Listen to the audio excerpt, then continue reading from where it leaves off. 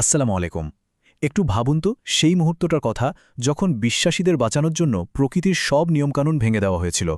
চলুন এই অবিশ্বাস্য ঘটনাটার গভীরে যাওয়া যাক। আল্লাহস ক্রিয়েশন চ্যানেলে কোরআনের জ্ঞান সাগরে ডুব দেওয়ার এই সফরে আপনাদের সবাইকে আবারও স্বাগত। আমরা তো এখানে এক এক করে প্রতিটি আয়াতের অর্থ আর তার পেছনের শিক্ষাগুলো বোঝার চেষ্টা করছি। যারা আগে থেকেই আমাদের সাথে আছেন তাদের অনেক ধন্যবাদ। আর যারা আজকেই প্রথমবার দেখছেন, আশা করি আমাদের এই যাত্রা আপনাদেরও ভালো লাগবে। তো আজকে আমরা এমন একটা আয়াত নিয়ে কথা বলবো যেখানে আল্লাহ সুবহানাহু ওয়া তাআলা তার বান্দাদের একটা বিশাল ঐতিহাসিক ঘটনার কথা মনে করিয়ে দিচ্ছেন।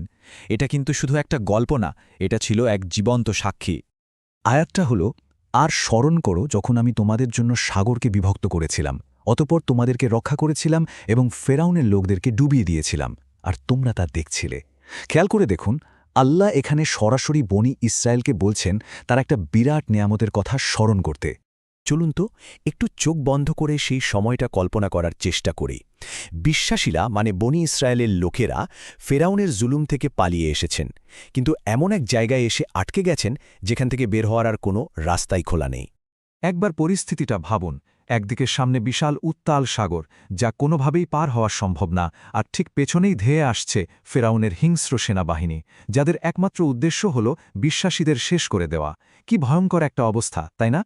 তো এমন একটা কঠিন মুহূর্তে যখন মনে হচ্ছে যে সব শেষ, সব আশা শেষ, তখন আসলে কি হতে পারে? মানুষের বুদ্ধি, শক্তি, পরিকল্পনা সবকিছু যখন এখানে এসে থেমে যায়, ঠিক সেখান থেকেই কিন্তু আল্লাহর সাহায্য শুরু হয়। আর ঠিক সেই মুহূর্তেই ঘটল সেই অবিশ্বাস্য, সেই অলৌকিক ঘটনাটা। এমন একটা কাজ যা প্রকৃতির সব চেনা নিয়মকে পুরোপুরি ভেঙে দিয়েছিল। আয়াতের এই অংশটা খেয়াল করুন, আমি তোমাদের জন্য সাগরকে বিভক্ত করেছিলাম। আল্লাহ বলছেন তিনি সাগরকে ভাগ করেছেন, কিন্তু সবচেয়ে গুরুত্বপূর্ণ শব্দটা হল তোমাদের জন্য। মানে এই পুরো অবিশ্বাস্য ঘটনাটা ঘটানোই হয়েছিল শুধুমাত্র ওই বিশ্বাসীদের বাঁচানোর জন্য। পুরো মিরেকলটা ঘটেছিল কয়েকটা ধাপে। প্রথমে আল্লাহর পক্ষ থেকে মুসা আলাইসাল্লামকে নির্দেশ দেওয়া হল। সাথে সাথেই বিশাল সমুদ্র দুই ভাগ হয়ে গেল, আর মাঝখানে তৈরি হল একেবারে শুকনো একটা রাস্তা। আর তারপর বিশ্বাসীরা কোনো ভয় ছাড়াই সেই রাস্তা দিয়ে হেঁটে নিরাপদে অন্য পারে চলে গেলেন। সুবহানাল্লাহ। এই একই ঘটনায় কিন্তু দুইটা দলের জন্য দুই রকম পরিণতি লেখা ছিল। এক দলের জন্য ছিল মুক্তি, আর আরেক দলের জন্য ছিল ভয়াবহ পতন। তো এই ঘটনার প্রথম ফলটা ছিল বিশ্বাসীদের জন্য। আল্লাহ তাদের পুরোপুরি নিরাপদে রাখলেন, তাদের বাঁচিয়ে দিলেন। ফেরাউনের বিশাল বাহিনী তাদের চুলো ছুঁতে পারল না। আর এর পরেই ঘটল দ্বিতীয় ঘটনাটা।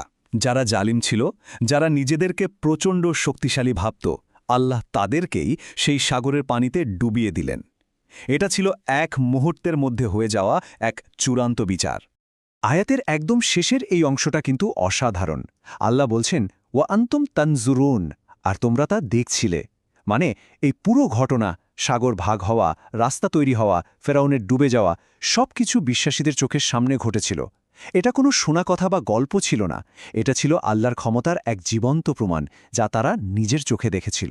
বেশ, এখন প্রশ্ন হল, এই যে একটা ঐতিহাসিক ঘটনা, এখান থেকে আজকের দিনের বিশ্বাসীদের জন্য কি শেখার আছে? এই গল্পটা তো শুধু অতীতের কোনো কাহিনী নয়, এর ভেতরে আমাদের সবার জন্য পথ নির্দেশ রয়েছে। দেখুন, এই একটা আয়াত থেকে আমরা অনেক কিছু শিখতে পারি। সবচেয়ে বড় শিক্ষা হল আল্লাহর ক্ষমতার উপর পুরোপুরি ভরসা রাখা। এরপর আমরা শিখি যে পরিস্থিতি যতই অসম্ভব লাগুক না কেন, আল্লাহ চাইলে সেখান থেকেও মুক্তির পথ বের করে দিতে পারেন। এই ঘটনা এটাও চোখে আঙুল দিয়ে দেখিয়ে দেয় যে জুলুম আর অত্যাচারীর পতন হবেই।